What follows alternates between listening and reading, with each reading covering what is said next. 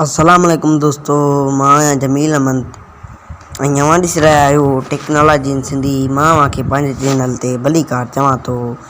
अॼु जी इन वीडियो में मां के एक बेहतरीन कीबोर्ड के बारे में ॿुधाईंदुसि जेको इंग्लिश कीबोर्ड बेहतरीन कीबोर्ड आहे, तमाम तेज़ तरीन उनजी लिखत आहे।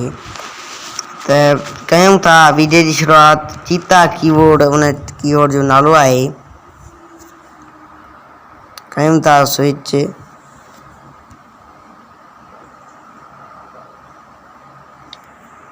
ये स्विच थी चुको है। इतने ॾिसूं त कहिड़ियूं ॿियूं सेटिंगूं आहिनि। टाइपिंग इतने इहा आहे।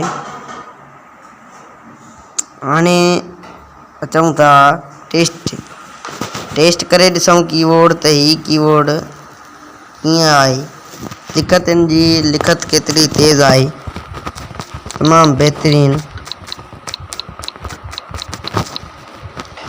बेहतरीन लिखत है इनकी।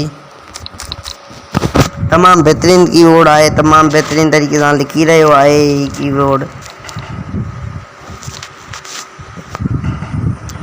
उम्मीद त अॼु को वीडियो तव्हांखे ज़रूर पसंद आयो हूंदो, तो मुझे चैनल के सब्सक्राइब ज़रूर कंदा, वीडियो के लाइक कंदा ऐं बेल आइकन के ज़रूर हणंदा जीअं हर नई ईंदड़ वीडियो नोटिफिकेशन तव्हांखे मिलंदी रहे।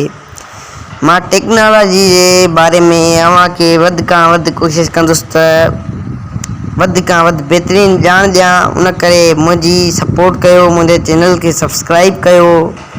वरी मेहरबानी, वरी मिलंदासीं अॻे वीडियो में। एसी ताईं अल्लाह हाफ़िज़। ये मुझो पर्सनल फेसबुक अकाउंट है।